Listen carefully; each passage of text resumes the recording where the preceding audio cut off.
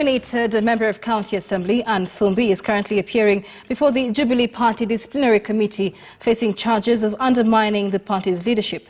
She is accused of opposing Nairobi County's 2020 budget by sending a petition that seeks to have it quashed. The committee is also grilling her on posts she made on social media after a petition by Majority Whip Kados Kigwavi. Let's listen in. It's not signed by the governor.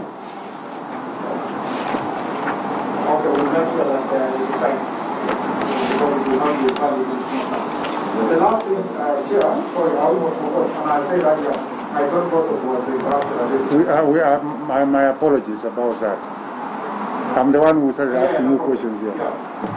If you find again, Chair, Article 47 of the Constitution, submission is related to Article 47 of the Constitution, that is in relation to fair administrative action. Chair,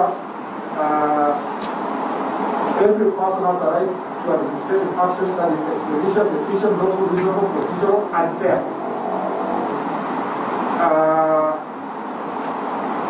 And then, as far as fair hearing, Elsewhere, a section of PEV victims who had been invited for a meeting at the DCI headquarters